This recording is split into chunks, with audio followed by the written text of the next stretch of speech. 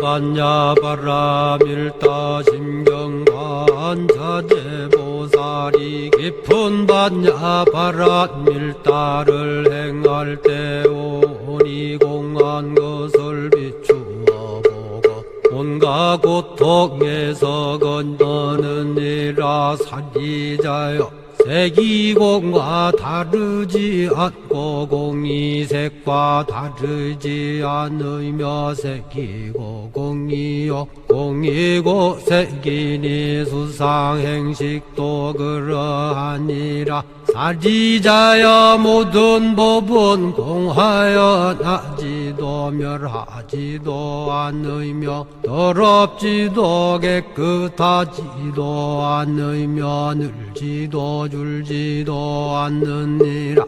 그러므로 곧 가운데는 색이 없고 수상행식도 없으며 안이비설신의도 없고 색성향 미촉법도 없으며 눈의 경계도 의식의 경계까지도 없고 무명도 무명이담까지도 없으며 늙고 죽음도 늙고 죽음이 다함까지도 없고 고진열도도 없으며 지혜도 듬도 없느니라. 얻을 것이 없는 까닭에 보살은 반야바라 밀다를 의지함으로 마음에 걸림이 없고 걸림이 없으므로 두려움이 없어서 뒤바뀐 헛된 생각을 멀리 떠나 완전한 열반에 들어가며 삼세의 모든 부처님도 반야바라 밀다를 의지함으로 세상의 깨달음을 얻느니라. 반야바라 밀다는 가장 신비하고 밝은 주문이며 위 없는 주문이며 무엇과도 견줄 수 없는 주문이니 온갖 괴로움을 없애고 진실하여 허망하지 않음을 알지니라. 이제 반야바라 밀다주를 말하리라. 아제 아제 바라 아제 바라 승아제 모지사바 아제 아제 바라 아제 바라 승아제 모지사바 아제 아제 바라 아제 바라 승아제 모지사바.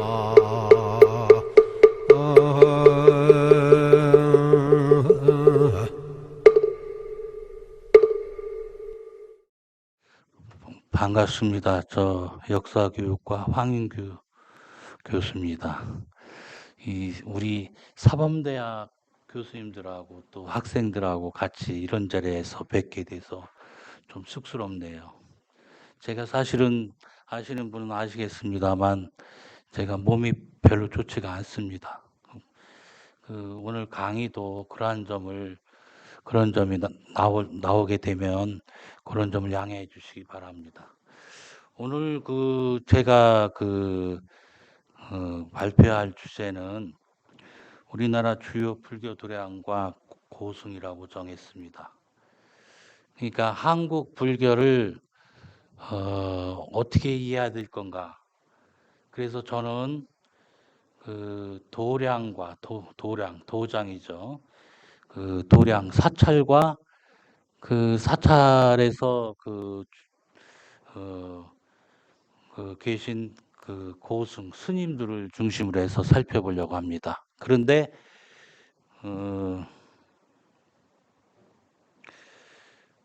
제가 다 얘기할 수 없고 불교 도량에서는 정멸보공 진신사리를 모신 곳이죠.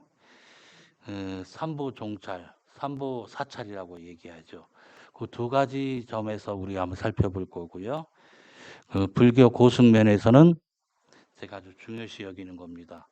사마상 들어보셨어요? 사마상이란 말. 그러니까 세 분의 고승이라는 얘기입니다. 그러니까 그 사마상하고 또 순교승, 그 순교승 이런 그 주제로 해서 한번 살펴볼까 합니다.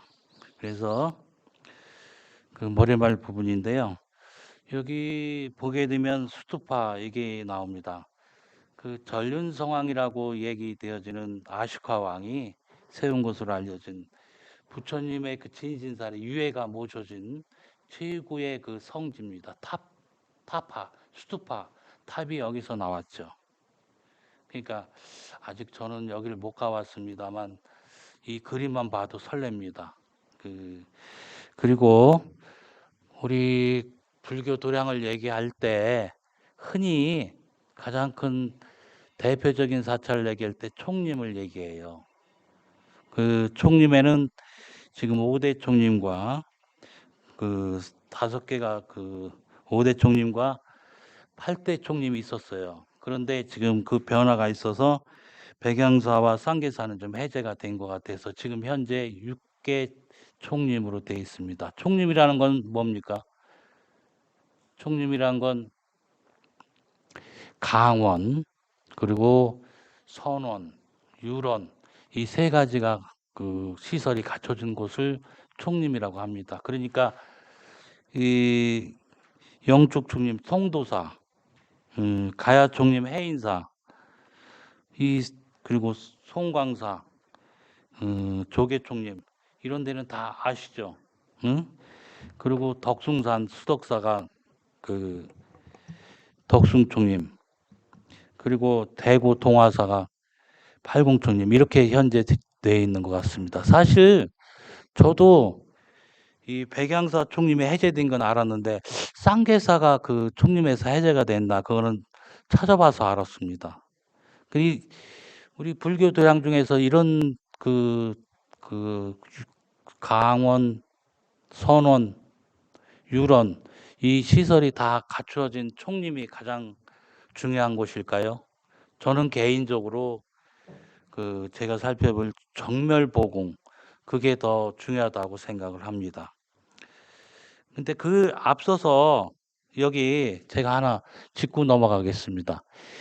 올해가 불기 2567년이에요. 불기.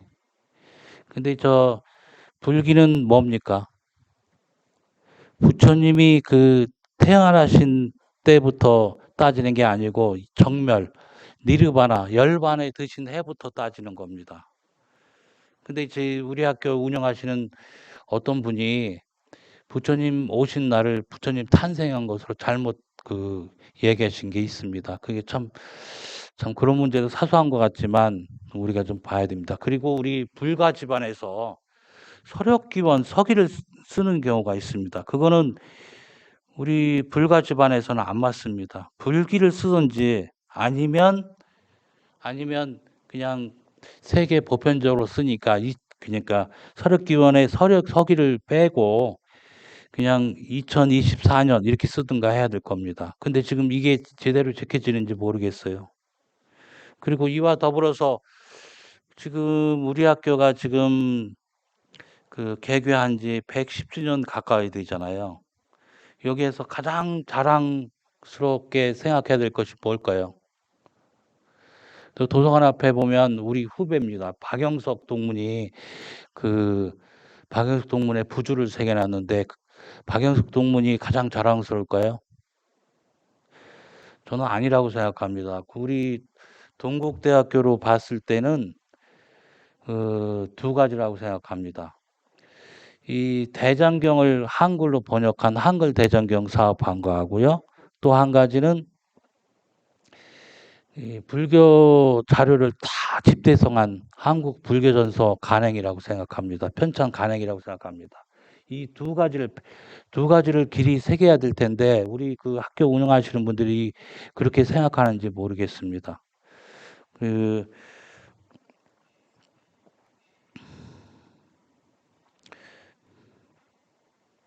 자, 이 우리 도량을 생각할 때 조선시대 불교를 우리가 생각을 해봐야 됩니다. 지금 25 교구 본사가 있는데 이게 어디서 왔느냐?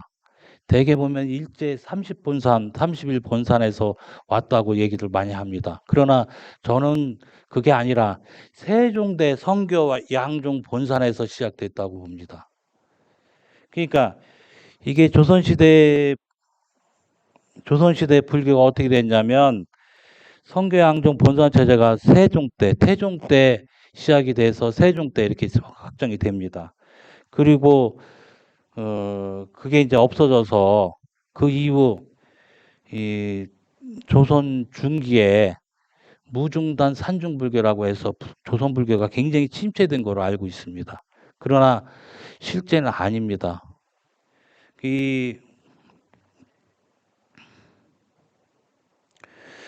여기서 보지만 조선 시대에는 이 성교 양종 본산이 이렇게 있습니다. 선종 18개사 그리고 교종 18개사 이게 대표적인 우리나라 본산 체제가 됩니다. 그리고 또 하나 왕실의 능침 사찰.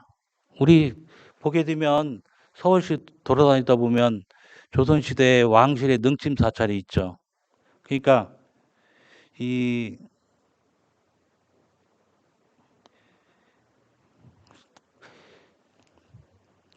능침 사찰 여기 저기 있죠. 봉은사도 능침 사찰입니다. 여기 이런 것들이 능침 사찰인데 이런 것이 더불어서 조선시대 불교를 이끌어 갔던 겁니다. 조선시대. 이게 조선시대. 그래서 실제로 태종 때 들어와가지고 불교가 가장 탄압을 받았다고 그러죠. 그래서 어떻게 탄압을 받았느냐. 그러니까 고려 말 불교계 수준의 10분의 1 규모로 축소됐다고 그럽니다. 그러니까 사찰, 스님, 사원이 보유하는 사원전을 10분의 1 규모로 줄였다고 그래요. 그 중에서 사찰 숫자를 보면은 그게 다 협거가 된 게 아니고 동국열승남에 보면은 이렇게 1600여 개의 사찰이 있습니다. 이게 조선 말까지 거의 그대로 갑니다. 그리고 현재 수준의 사찰 규모가 됩니다. 이게 사찰 규모라는 것은 현재 불교의 수준을 얘기하는 겁니다. 그러니까 조선시대의 불교는 침체됐다고 보는 것은 좀 우리가 잘못 보는 것 같습니다. 그래서 그 일제 30본산 나중에 31본산이 되는데 이런 것이 있습니다.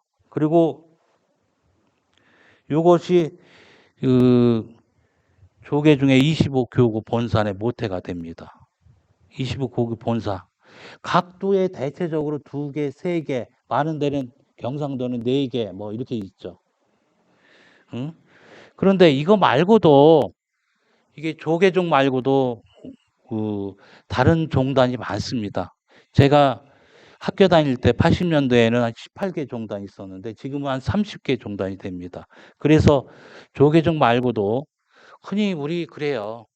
우리 학교 다닐 때 보면 조계종의 그 규율을 얘기할 때가 있는데 우리는 불교의 규율을 따집니다. 그렇게 얘기할 때가 있는데 조계종 말고도 천태종, 진각종, 관음종, 태고종, 기타 등등해서 30개가 있습니다.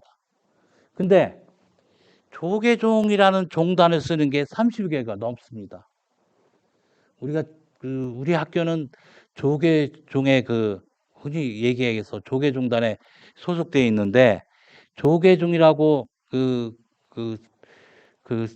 종단 이름을 쓰는 데가 30개가 넘습니다. 그래서 조계종 외에도 이런 이 불교계에는 다른 종단이 있다는 것을 기억을 해주시고요.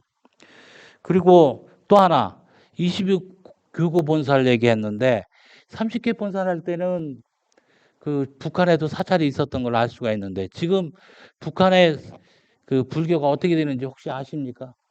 전에 그 정각 원장이었던 법타 스님이 북한 불교에 대해서 굉장히 연구를 하셨고 지금의 그 원장 스님께서도 북한의 사찰인 신계사에서 3년 정도 홀로 계시다 오셨어요. 그래서 북한의 지금 사찰은 한 몇 개나 되는지 아십니까?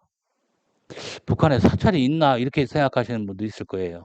그런데 여기는 지금 현재 정확한 숫자를 얘기했지만 제가 그 북한 불교 연구했을 때 그러니까 80년도 무렵에는 한 60개 사찰이 현존 사찰이 있는 것이 확인이 됐습니다. 제가 손수 뛰어다니면서 제가 확인한 게 60여 개 사찰입니다. 현재 북한의 사찰은 이렇게 지금 정리되어 있습니다.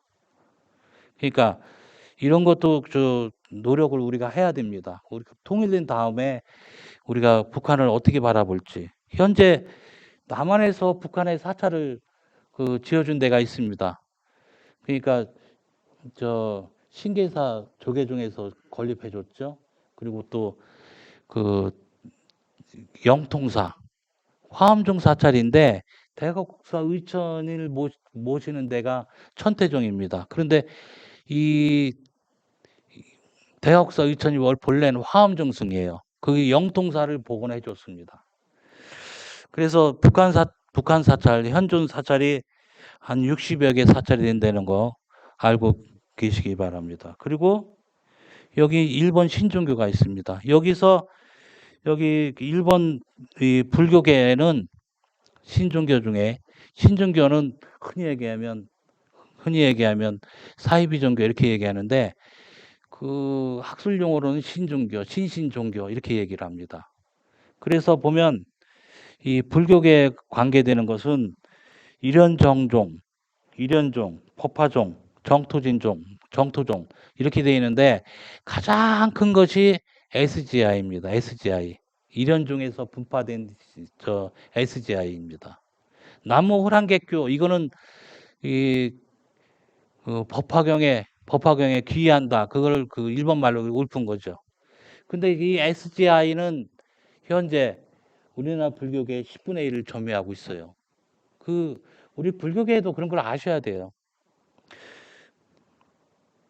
그래서 여기에다가 또 하나 제가 빠뜨렸습니다. 또 하나 기억해야 되는 것이 이 조선시대도 그렇고 그 스님들의 구성이 비구 스님이 있고 또 비구니 스님이 있습니다. 비구니 총님이 있어요. 5개가 있는데 이것도 비구니 총님이 있다는 걸 기억을 하셔야 되고 아까 종단협의회에서 한국 보문종이 있어요. 세계 유일의 그 비구니 종단입니다. 이게 우리가 그러니까 한국 불교계가 굉장히 특이합니다. 그래서 이제 본론으로 들어가겠습니다. 불교 도량에서 가장 중요한 것이 정멸보궁인데 엊그제 4월 달인가요? 미국 보스턴에 있는 그 진신사리가 우리나라로 돌아왔습니다. 이걸 언론계에서 저보고 뭐 써달라고 그랬는데 제가 몸이 아파서 못한다고 그랬어요. 근데 이거는 아주 여러분들 신심이 나지 않습니까? 부처님의 진신사리입니다. 이거는 아마도 회암사에 모셔졌던 진신사리인가 본데 일본으로 방출됐다가 이 보스턴에 지금 보관된 겁니다. 여기 봉인사, 양주 봉인사인데요. 여기는 특이하게도 광해군을 모시는 사찰이에요. 광해군에 대한 추선제, 제사를 1년에 한 번씩 지냅니다. 응?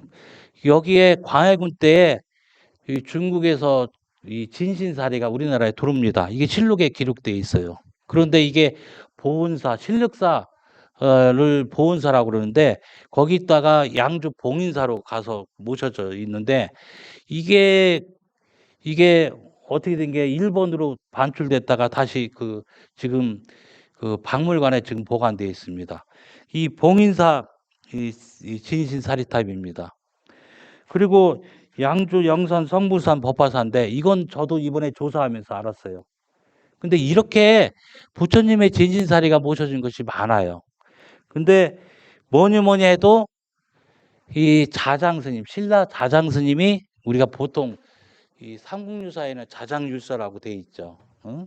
그런데 자장스님이라 그러는 게 옳은 것 같습니다. 자장스님이 들여온 이 진신사리가 거기서 퍼져서 이 우리나라에 봉안된 것이 바로 정멸보궁인데요. 이 여기서 봉안된 그 진신사리가 그 한 그 전체 진신사리 중에서 75%가 된다고 그럽니다.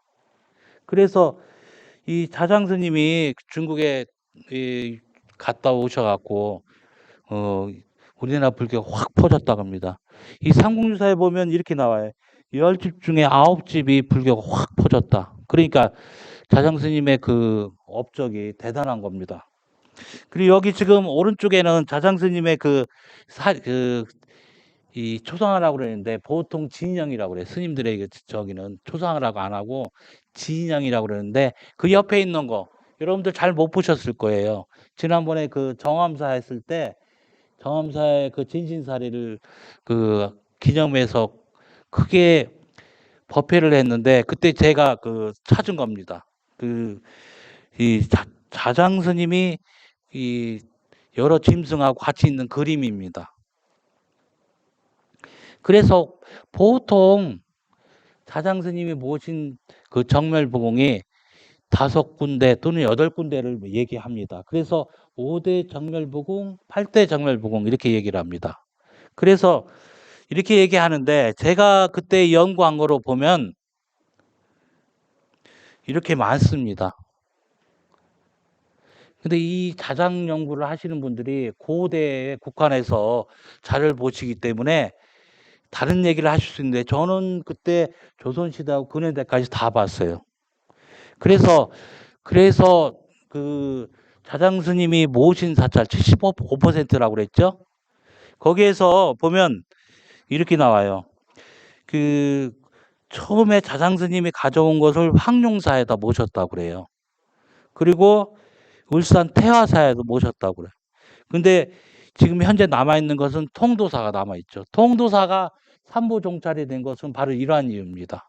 근데 통도사에 모셔진 사찰이 모두 다 여기서 분장이 돼서 이장이 돼가지고 이렇게 다 퍼진 겁니다.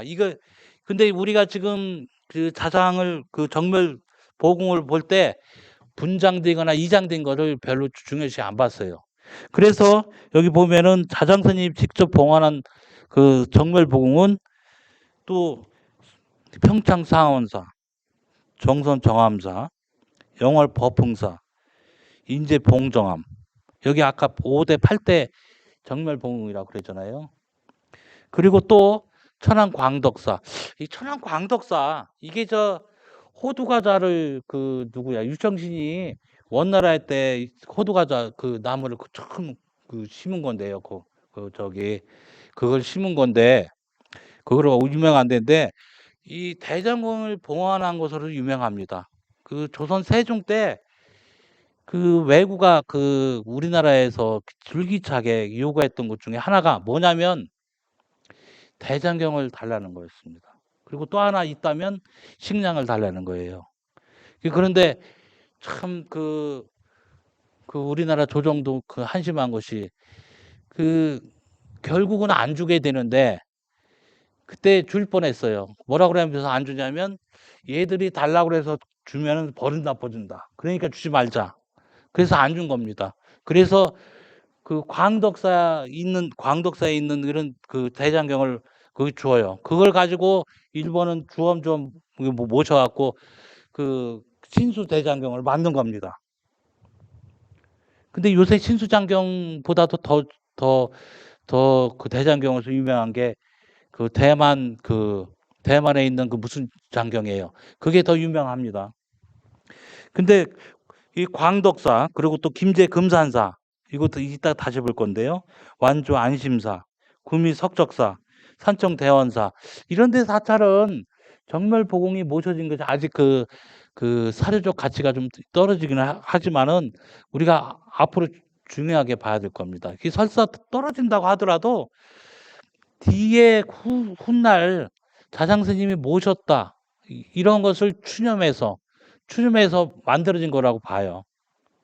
그러니까 관계가 있다고 봅니다. 그리고 또 하나 우리 중요시 봐야 될 것이 고려 조선 초 자장의 진사리 분장이에요. 이걸 봐야 되는데 그 처음에 개성 개국사 지금은 없어졌는데요. 개국사는 유런 사찰로 유명한 데입니다. 보은 법주사, 개성 송림사 이런 데에서도 자장 스님이 모신 통도사 그 정멸 그 진신사리가 여기 모셔지기도 합니다. 그런데 이런 사찰 중에서 그게 나중에 송림사 같은 경우는 다시 그 한양의 사찰로 모셔집니다. 그게 바로 조선시대 그 성교양중 본산 중에서 흥천사가 선종의 본산이 되는데 흥천사에 모셔지게 돼요. 그러니까 나중에 없어지는데 이 나중에 없어지는 게 연산군이 폐사가 돼서 그때까지 그 한양에 조선 척불계 이 부처님의 진신사리가 서울에 모셔졌다는 것이 굉장히 중요합니다. 그리고 또 구미 도리사에도 모셔집니다. 그리고 임진왜란 시에 외구가 침입하니까 이게 안 되겠어요. 그래서 그 향산 보현사, 무형산 보현사죠. 무형산 보현사에 모셔지는데 이 중에 보현사에 모셔지는 것도 좀 그래요. 그러니까 그게 원조 강림사에 조금 얼마 동안 모셔지기도 하는데 그러다가 이제 그 대구 용현사에 또 모셔집니다. 하나는 통도사에 모셔지고 대구 용현사에 모셔집니다. 그리고 고성 봉선사, 고성 건봉사에는 치아사리가 모셔집니다. 그리고 이런 것들이 이런 것을 중요시하게 되면 정멸보공이 굉장히 많아집니다. 그래서 그 황룡사 구축목탑에는 다시 풀어서 설명을 해야 하는데 시간이 별로 없기 때문에 황룡사 구축목탑에는 거기에 자장이 와서 모셔지게 되는 거예요. 그 황룡사 구축목탑은 몽고 3차 침입 때 1230년에 불타버리는데 그때 바로 그 전에 진갑국사 해심이 읊은 시가 아직 남아 있습니다. 여기 아까 설명했던 그 정멸보공이에요. 정암사 수만호탑, 평천 중대 정멸보공. 그러니까 정멸보공이 모셔진 데는 그 부처님을 따로 안 모십니다. 근데 그 고성 건봉사 석가 진신살이 치아살입니다. 여기 용현사 정멸보공, 도리사 정멸보공. 그래서 제가 한 얘기가 이렇게 정리가 됩니다. 그러니까 진신사리가 모셔진 것이 그 자장 스님보다 빨리 모셔져 왔는데 그 뒤에 자장 스님이 모셔진 것이 75%니까 거의 대부분입니다. 그래서 나중에 분장되고 이장되고 그래서 정멸보공을 우리는 새롭게 이해를 해야 됩니다. 그 다음에 삼보종찰. 그 삼보종찰에 대해서는 되게 아실 겁니다. 근데 이 삼보종찰, 삼보사찰이 언제부터 삼보사찰이라고 불렀는지 아십니까? 언제부터 삼보사찰이라고 했을 것 같아요? 아무 반응이 없으시네요. 응? 따져보면 이능화 선생, 일제강점기 이능화 선생이 원감국사 충지, 원나라 간섭기의 수원사 16국사 중에 원감국사 충지의 문집인 원감국사 집을 간행하면서 서론에 이런 사찰이 삼보사찰이다 라는 것이 시초였어요. 그렇게 많이 알고 있습니다. 그런데 그 전에 조금 빨리 올라가면 그 전에 조선 중기부터 삼보사찰이라고 부르기 시작했다. 그렇게 아셔야 돼요. 왜 그런가 하면 삼보사찰 중에 뭐예요? 여기 이 삼보사찰 중에 왜 그러냐면 자장 스님이 처음 모신 통도사의 정멸보공이 있죠. 여기 정멸보공. 이게 정멸보공이에요. 여기 정멸보공. 이렇게. 그런데 이 정멸보공은 신라시대부터 이 정멸보공, 이 진신사를 모셨으니까 이 불보사찰인 거 틀림없어요. 그러니까 고려시대에 넘어가고 조선시대까지. 그러니까 신라시대부터 이 불보사찰이 이면서 삼보사찰이 될 가능성이 있어요. 그런데 이 16국사 송광사는 조선 고려 시대에 16국사 한 사찰에서 16국사가 탄생을 했어요. 그런데 16국사의 마지막 국사가 뭐냐면 나홍 스님의 제자이면서 무학대사의 도반인 그 법장 스님이에요. 법장 스님. 그게 조선 초까지 가요. 그러니까 그 스님이 추념되려면 그 법장 스님이 돌아가시고 나서 그 추념이 돼야 되잖아요. 그러니까 조선 초에 가야 그 승부 사찰이 성립이 되는 거예요.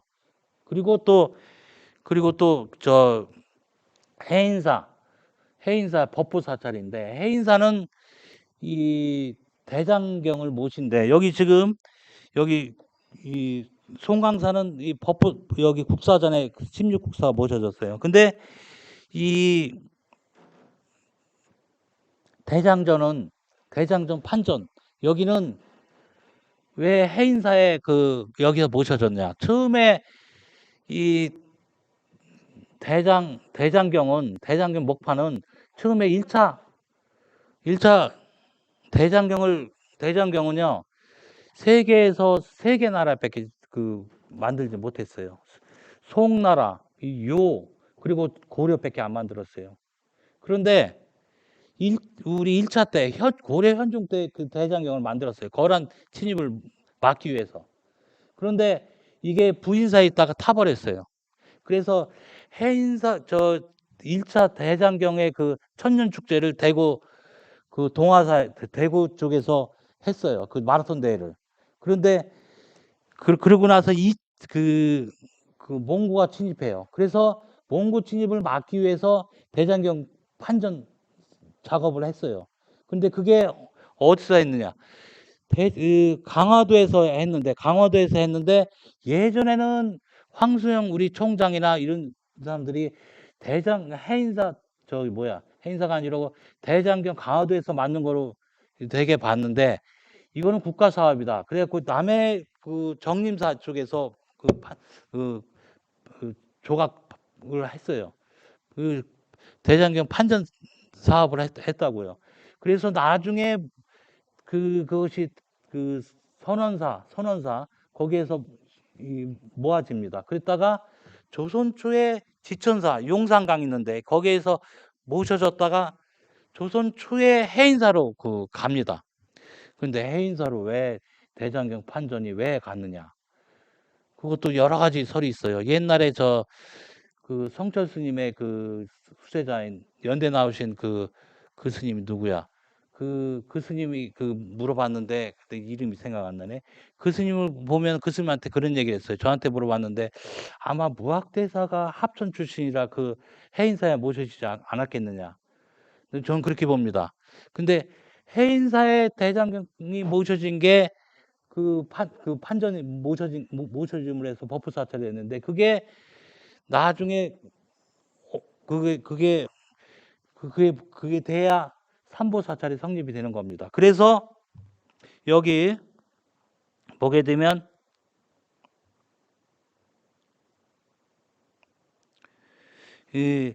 그래서 조선 중기에 법부사찰이 해인사가 됩니다. 그래서 삼보사찰로 묶어지려면 바로 시기가 빨라도 조선 중기에 가야 됩니다.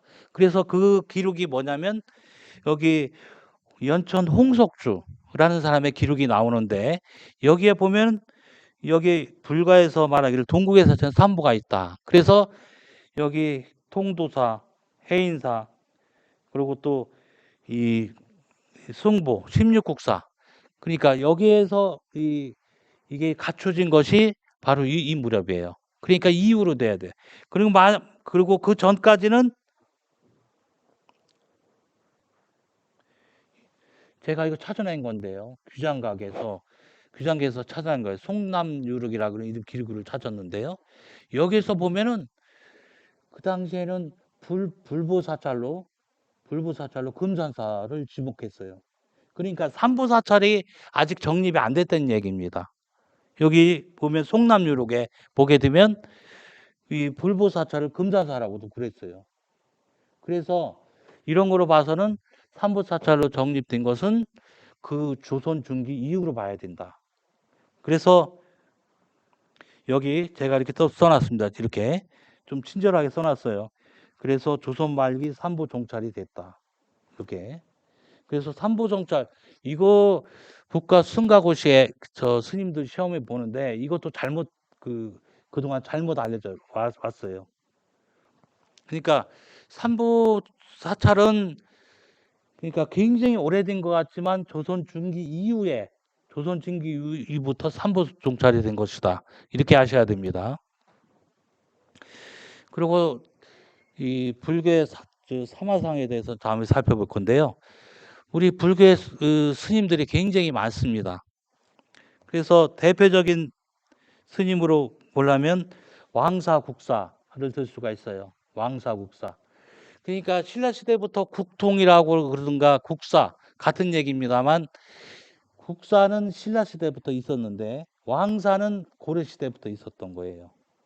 그래서 이 마지막 국사가 왕사 국사가 조선 초에 조구란 공암 조구란 스님이 마지막 국사고 무학대사 무학자초 스님이 공식적으로 마지막 그 왕사입니다. 이 시기에 이렇게 국사가 많았어요. 이 왕사 국사가 있었던 건 왜인지 아십니까? 세속 정치를 가지고 정치 논리를 가지고만 하면 안 된다는 거죠. 정신적으로 백성들은 정치를 다 불교를 믿었기 때문에 왕사 국사의 말을 들어야 되는 거예요. 그래서 왕사 국사를 모실 때는 왕도 제자의 예를 갖췄습니다. 제자의 예를 갖췄어요. 책봉예 예 중에 그걸 갖췄어요. 그래서 이렇게 많습니다. 그리고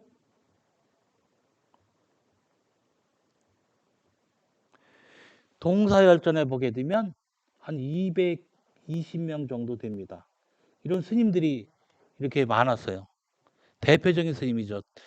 이 삼국유사에도 스님이 나오고 그 다음에 동사 해동 그 고려시대 각군이 지은 그 해동 고승전에 스님이 나오고 그 다음에 이제 조선 초에 지어졌다고 하는 동국 승리록에도 그 스님이 나오는데 조선 말에 지은 대흥사 해남 대흥사의 스님이 지은 범의 가간 스님이 지은 동사열전이 가장 포괄적이에요. 여기에도 스님이 보면 이렇게 스님들이 많이 나와요. 이렇게. 그런데 대개 조선시대 이후의 스님입니다. 근데 이렇게 212명, 220명이 되는 스님들 중에서 그 중에서도 대표적인 스님이 누구일까? 아까 이런 스님 말고도 수선사 16국사가 있다고 그랬어요. 그래서 수선사 송광사는 그 스님들이 많이 나왔다 그래서 그 승보 사찰이라고 그럽니다. 이렇게 그리고 송광사뿐만이 아니에요. 송광사와 쌍벽을 이룬 강진 백년사, 백년사에도 팔국사가 나왔어요. 그리고 조선시대에도 팔대강사가 나왔습니다. 팔대강사. 그리고 해남 대형사에는 13종사, 13종백이 있습니다. 13종사. 그러니까 이런 기사승 같은 스님들 이렇게 많은데 저는 이런 기사승 같은 스님 중에서 그 사마상하고 순교승이 가장 중요하다고 봅니다. 그래서 이 사마상 중에서 제일 먼저 언급되는 것이 원효와 의상 스님 그리고 다른 그 거사의 스님은 아닌데 윤필거사 이거 사마상이라고 칩니다. 그런데 원효 스님은 우리 학교에서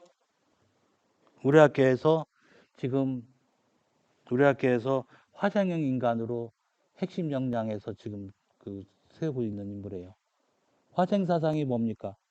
한국 불교를 회통 불교다. 뭐 이런 얘기를 하는데 화생 사상 뭐 여러분들 아십니까? 화생 사상. 화생형 인간을 우리 만든다고 그랬잖아요. 그런데 원효 스님은 그 저서도 굉장히 많습니다. 저서도 굉장히 많고, 그리고 또 수준 높은 저서가 굉장히 많습니다. 그리고 저는 역사를 공부하면서 가장 한국을 대표할 만한 그 인물이 누구냐? 원효 스님, 그리고 세종대왕, 태계 이황, 뭐 이런 정도 뽑는데 가장 훌륭한 스님이 원효 성사라고 저는 봅니다. 왜냐하면 세종대왕도 훌륭하지만, 그리고 태계 이황도 훌륭하지만 주자의 밑에 있겠다고 그랬어요. 그래서 지금 요즘에 보면 원효 성사는 가장 훌륭합니다. 가장 경쟁력 있는 사람이, 그 경쟁 있는 인물이 원효 성사입니다. 응? 그래서 그 당시에도 원효 성사는 중국인들이 중화주의에서 깔보지 못했어요. 그래서 다른 스님들의 저서는 소라고 그랬는데 원효 스님만큼은, 원효 스님의 저서는 금강산맥경 논이라고 그랬어요. 논. 이게 저서 논이라고 그랬어요. 그리고 우리나라의 대표적인 놀이가 무예가, 무예 춤, 무예희, 이거와 더불어서 처용과 처용이, 처용무 이렇게 얘기하는데 우리나라의 대표적인 놀이가 이겁니다. 그 중에서 이 무예가, 무예무, 무예희입니다.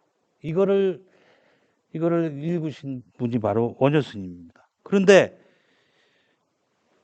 고려 숙종 때 원효 스님하고 의상 스님을 국가적인 인물로 국가 추념을 했어요. 요즘도 우리가 국가적인 인물로 추념을 하고 있는데 우리 고려 시대에는 스님들을 추념을 했어요. 그 의상 스님을, 그래서 고려사에 나오는 건데요. 여기서 화쟁국사, 여기는 그 고려사에는 화정국사라고 나오는데, 그리고 의상 스님을 원교국사 이렇게 국가적인 추념을 했어요. 그리고 또 두 분을 추념을 했는데 여기 진표 스님하고 도성국사를 국가 4대 성인으로 추념을 했어요. 한 바가 있어요. 그런데 의상 스님과 그 더불어서 국가적인 그 인물로 추념한 것이 의상 스님이에요. 참, 의상 스님은 화엄 일승 법계두라는, 말하자면 졸업 논문격인 이것을 했어요. 212자예요. 이거 제 방에도 이거 걸어놨는데요. 하나가 전체고 전체가 하나다. 저서를 많이 남기지 않았는데 이게 기가 막힌 겁니다. 6세기, 7세기 무렵에 문화 콘텐츠를 이렇게 만든 거죠. 이거 대단한 겁니다.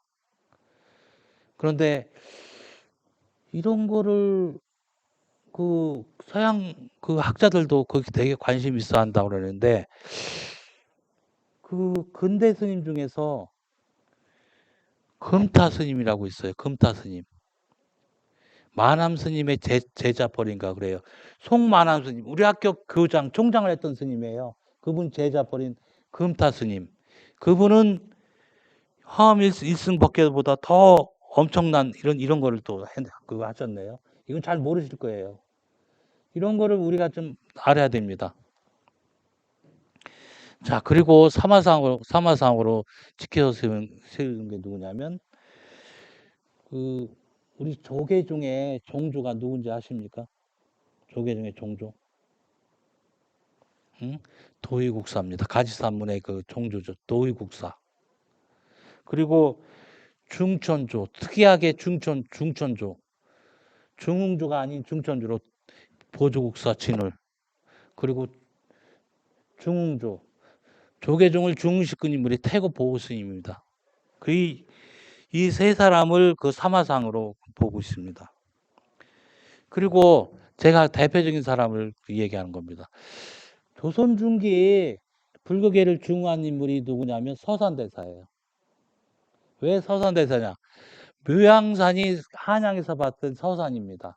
그래서 서산대사라고 부릅니다. 이 본명은 청호 휴정 스님인데요. 그 스님이, 요즘에 그 스님들은 다 이 스님의 제자라고 그럽니다. 그 스님과 또 한 분을 꼽는다면 부유선수라는 스님이 있어요. 근데 청어 휴정 스님과 더불어서 그 5대 제자, 4대 제자 이렇게 얘기하는데 그 제자 중에 큰 인물이 저기 보면은 사명당 동상이 있죠. 사명 스님. 이분 있고요. 그다음에 기어 영규 스님 있어요. 이 기어 영규 스님. 또는 내목 처형 스님 있어요. 이 국가에서 이분들은 수충사, 표충사, 유교식 그 사당을 지은 거예요. 조선시대가 유교 사회인데 유교식 사당을 수충사를 세웠어요. 모양산 보현사에다 수충사 세우고 여기 대형사도 그렇고 저 밀양 표충사 사당도 있고 사찰도 됩니다. 그래서 저는 이 세 분, 네 분을 갖다가 구국사마상이다. 제가 지은 겁니다. 구국사마상.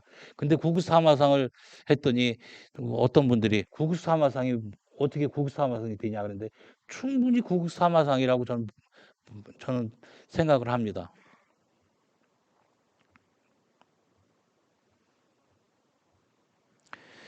그런데 이런 스님보다 가장 중요한 스님이 여말상 스님. 그러니까 이분하고 대비가 되는 분은 여말삼사라는 분인데 아까 얘기 나온 다시 얘기하면 저 태고보우 스님 조계 중에 중흥주라고 그랬죠. 그다음에 나홍 스님, 나홍해근 스님 그리고 또 직지의 저자, 금속알자의 저자 백운경환 스님 이 세 분을 여말삼사라고 그러는데 고려 말에 공명왕대 그 활동한 스님들이에요. 그만큼 불교계를 중흥했던 분인데 저는 이분보다도 이 여말선초 사마상을 지공, 나홍, 무학 이 세 분을 듭니다. 이분이 굉장히 중요합니다. 그래서 지공 스님은 인도에서 오신 스님인데 여기 보시면 여기 불교식 양명은 역사에도 배우는 겁니다. 역사에서 배우는데 여기 진짜 여기 지금 지철로왕, 지증왕부터 법흥왕 불교를 일으킨 왕이죠. 그래서 여기 이때를 갖다가 우리 역사 속에서 불교식 왕명시대다 이렇게 얘기를 하는데요. 여기에 진짜를 써요. 근데 진짜는 진중설. 그리고 진중설이 뭐냐면 크샤트리아 그 신라의 왕들은 그 전륜성왕이 될 수 있는 그런 왕으로 본 거예요. 그 왕명식으로 했는데 그 중에 여기 곡반이 바로 부처님의 그 삼촌이에요. 여기 정반왕하고 진평왕이 마야분인데 부처님의 아버지 엄마입니다. 근데 여기에서 이 각반 가르쳤는데 이 백발대 요순이 지공스님이에요. 그게 고려 말에 요즘에 저 굉장히 유명한 스님이 그 몽산 스님하고 지공 스님이에요. 우리 조계 중에서 크게 선풍을 영향을 받은 게 몽산 선풍하고 지공 스님의 그 반대요. 굉장히 유명합니다. 그런데 여기서 우리가 한 가지 설명할 것은 저 선덕여 왕은 이 덕만인데 만자가 이 산스크트로 디타예요. 디타. 샤카디타라고 그래서 석가의 딸이에요. 디타는 이 딸이란 뜻이에요. 이 여기서 중요한 건 이 지공스님이 이 부처님의 그 삼촌의 백발대 후순이라는 거. 그 후순이 우리나라에 와서 이 회암사를 그 회암사를 그 불교를 일으킨 본산으로 그 터로 지정을 했어요. 그 뒤에 나홍이 거기에 머물렀고 이 무학 대사가 거기 머물렀어요. 그래서 여말 삼사라고 그러는 겁니다. 시간이 거의 다 된 것 같은데요. 이게 순교승에 대해서 얘기하겠습니다. 이 순교승은 제가 다른 데서도 발표했는데요. 이 고중세 그 순교승은 이 순교는 말이 우리 용어부터 짚고 넘어가야 되는데 처음에 순교라는 용어는 불교의 그 교리상 안 맞습니다. 왜 안 맞냐면 불교 교리상은 불교 교리는 인연법이잖아요. 근데 순교라는 말은 그 기독교적인 말인데 그쪽이나 어울리는 말인데 마땅한 말이 없어요. 그래서 이거를 천주교에서 그 받아들일 때는 순도, 순교 이렇게 막 그 썼는데 요새는 순교로 다 쓰죠. 그런데 이 여기 순교승이라고 대표적으로 뽑는 인물로 보게 되면 이 불교가 처음에 들어올 때 수용기에 순교에 정방하고 멸구자 많이 그 못 들어보셨을 거예요. 이런 분들이 이 순교승으로 기억이 됩니다. 그리고 고려 시대를 찾아보니까 이 왕윤사는 그 10대 사살 중에 하나입니다. 그 왕윤사의 그 분신한 승려가 있어요. 그게 추석 때 8월 15일 날 성종 무렵에 분신을 했어요. 그 자기가 그 왕융사의 그 흥법을 위해서 분신을 했어요. 그래서 분신승 그 거빈이라는 스님이 있습니다. 그 이규보가 쓴 그 기문에 나옵니다. 그리고 그 고려말 그 순교승 사마상 나홍액은 스님이 아까 얘기한 그 저 회암사가 엄청나게 고려 말에 그 큰 사찰로 발돋움 하려고 그랬어요. 지공 스님이 털을 잡고 나홍 스님이 크게 중창을 하려고 그랬어요. 그런데 중창하는 순간 그 국가에서 그 못하게 막았어요. 그래서 그 쫓겨납니다. 그럴 때 이 실력사로 가다가 거기서 죽습니다. 그런데 이거를 되게 여태까지는 그렇게 안 봤는데 제가 보니까 그 다른 기록을 찾아보니까 아마 이때 그 순교를 했던 것 같아요. 그리고 제가 나홍 스님에 대해서는 새로운 설을 제가 제기합니다. 나홍 스님은 아씨예요. 아씨인데 우리나라 아씨가 지금 없어요. 그래서 그 찾아보니까 아씨는 다문화 쪽에서 우리나라 성씨가 아닙니다. 그래서 그럴 가능성을 제기합니다. 그래서 나홍 스님이 순교승이에요. 그리고 조선 초에 행호 스님이 천태종의 마지막 스님입니다. 그 천태종이 나중에 성교 양종으로 하면서 흡수가 됩니다. 행호란 스님이 그 순교를 당합니다. 이 행호 스님하고 그다음에 허흥당 보호 스님하고 환성 제한 스님, 조선 초의 행호 스님, 조선 중기의 허흥당 보호 스님, 조선 말의 환성 제한 스님, 이 세 분이 조선시대 3대 그 순교승이라고 할 수가 있는데 이 스님들은 공교롭게도 제주도에 유배 가서 그 순교를 당합니다. 그래서 이 세 분을 저는 그 지칭을 합니다. 제가 이 사마상인데 순교 사마상이라는 말을 붙였어요. 그런데 그 사이에 성종대에 이 순교승이 많이 생깁니다.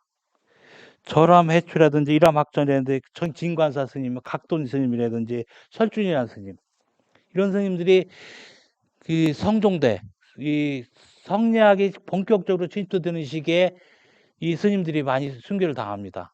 그래서 그런데 여기 지금 이 순교 사마상인데 우리가 그 더불어서 이 거사지만 이 신라 불교가 확 들어오게 되는 그 계기가 되는 것이 이차돈의 순교인데 이차돈의 순교비가 818년에 그 순교비로서 제작이 됩니다. 응? 나홍해군 스님, 행호 스님, 순교 사마상이요. 그다음에 허흥 스님, 환성제한 스님. 그리고 그 다음에 금산사에 있지만 그 용명 스님, 용명 강민 스님도 그때 천주교가 막 들어오는데 그 순교를 했다고 그래요. 그래서 이렇게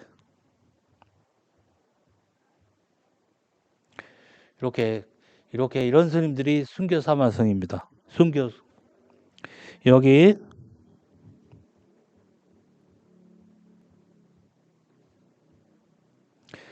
여기 사마상 다시 한번 보시죠. 신라시대 사마상, 아까 운여 의상 윤필거사 국가춘념화상 여기 의상대사 원효스님, 그 다음에 염화삼사 이렇게 되고 세주대 사마상, 세주대 사마상이라고 불렀어요. 그래서 해각존자 신미 스님하고 그 제자 하결 학조 스님 사마상. 해각존자 신미화상이 나라 말씀이란 영화에서 다뤘지만 훈민정음을 창조했다는 스님이에요. 저는 개인적으로 이 스님에 대해서 그 연구를 해봤는데 거기까지는 못 갔어요. 근데 이 스님들이 조선 정기에 주도했던 그 사마상입니다. 그 다음에 이 청허 휴정 스님, 조선 중기 불교를 일으킨 스님이 그 중웅주가 서산대사라고 그랬잖아요. 서산대사가 또 사마상으로 그 읊은 삼노라고 있어요. 그게 벽송지엄, 부육령관, 경성 일선 스님 사마상으로 봅니다. 그 다음에 법문 삼걸, 부의선수, 운국중이, 소연태영, 송원영 이런 분들도 법문을 잘하셔서 사마상이라고 그럽니다. 그 다음에 순교 사마상, 이건 제가 붙인 이름이에요. 아까 얘기했죠. 조선초 행호 스님, 조선 중기 허흥당 보우 스님, 조선 후기 환성지한 스님, 그 다음에 조선 말기 불교계 삼걸 뛰어난 스님, 설두유영, 경전서가 한명태선 스님. 여기 근대에 불교를 일으킨 왕이 수덕사의 경허 스님이에요. 그리고 그의 제자 망공 스님이죠. 수덕사 덕순상님 쪽에서 활동하던 스님인데요. 거기에 경허 스님의 세 달이라고 부르는 분이 있어요. 그분도 사마상 이렇게 부릅니다. 그 다음에 비구니 스님 중에서 3대 강백이 있죠. 그 법문을 참 잘하는 스님. 그런 스님도 세 분을 꼽습니다. 월광 스님, 정암 스님, 화산 스님. 그리고 조계 중에 선명의 사마승, 아까 얘기했죠. 도의국사, 조계 중에 중흥주 보국사, 중천주, 그리고 그다음에 중흥주 태거보고 스님. 그다음에 그 중에서도 가장 제가 뛰어나다고 보는 스님이 이 지공 스님, 나홍 스님 무학 대사입니다.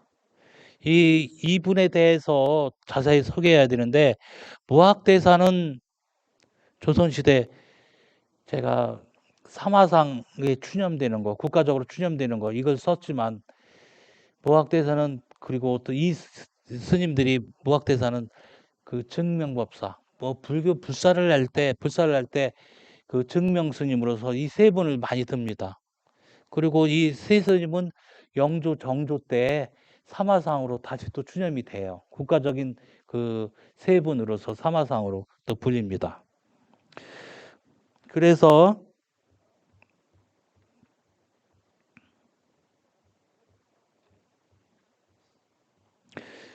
사마상 이렇게 부릅니다.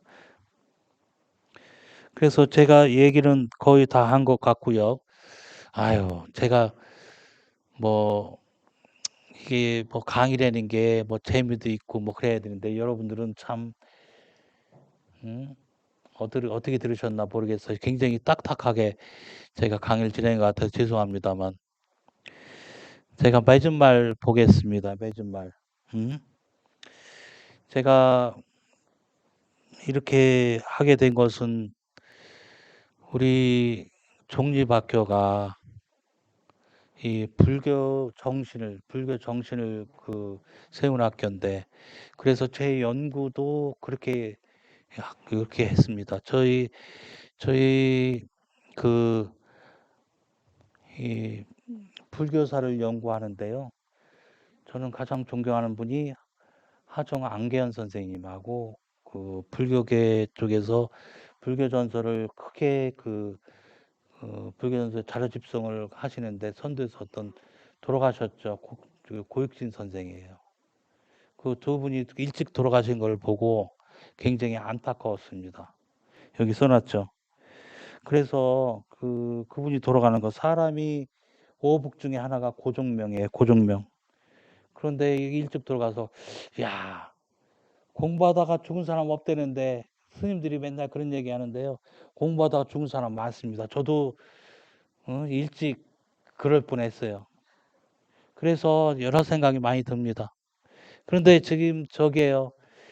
그 계보가 그렇습니다. 태경당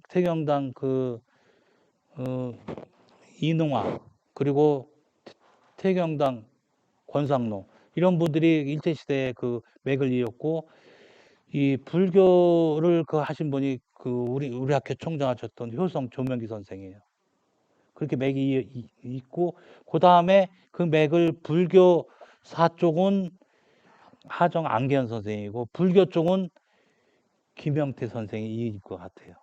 그런데 제가 최근에 이렇게 보니까 하정 선생의 스승된 분이 해원 황희돈 선생이에요. 황희돈 선생은 그 10년 동안 사학과에 계셨는데 이분은 참 많이 안 해줬어요. 근데 이 근대 역사학의 개척자로 우리가 얘기할 때 그 단재 신채호의 독사실론을 많이 얘기합니다. 근데 독사실론을 언급할 때 가장 쌍벽을 이루는 분이 그 해원 황희돈 선생이에요.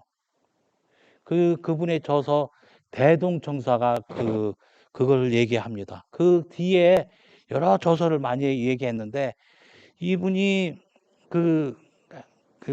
하정 황희돈 선생의 그 제자고 그분의 영향을 많이 받았고요. 그분의 제자가 우리 역사학과의 저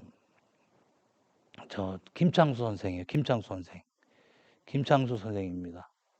그리고 또 한편으로는 사원 교육을 하신 분이 우리 과를 창립하신 남동현 선생님이에요.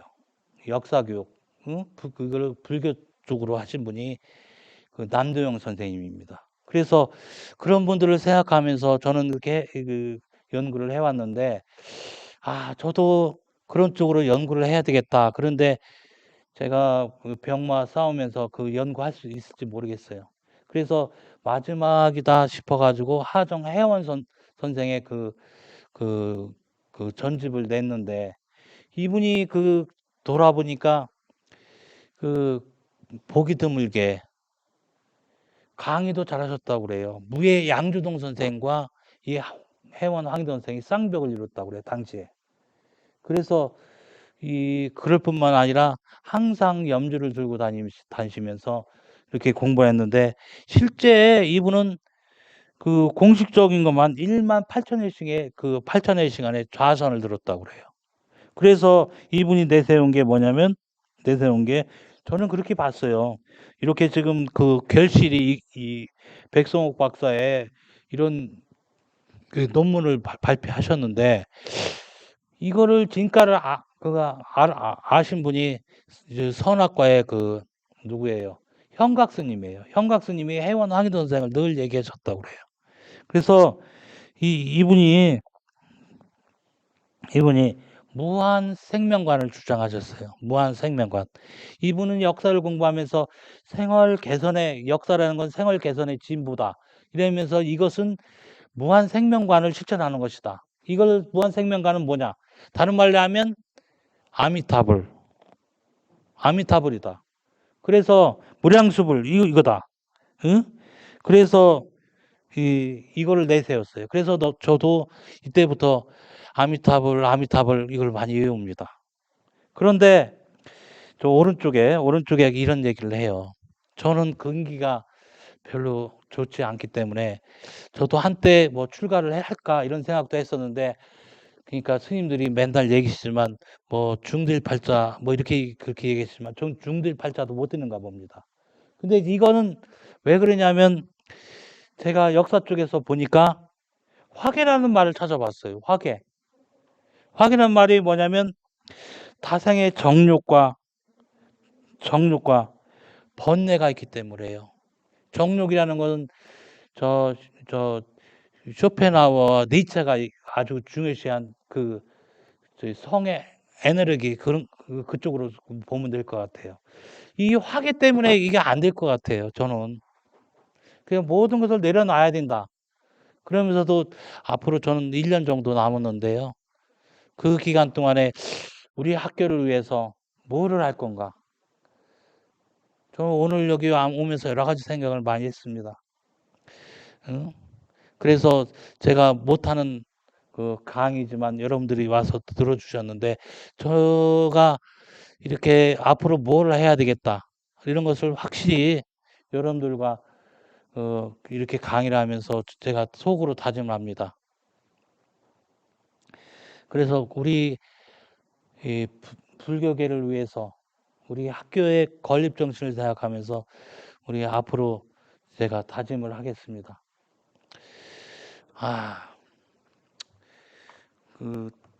여태까지 못하는 강의를 들어주셔서 아주 고맙습니다. 고맙습니다.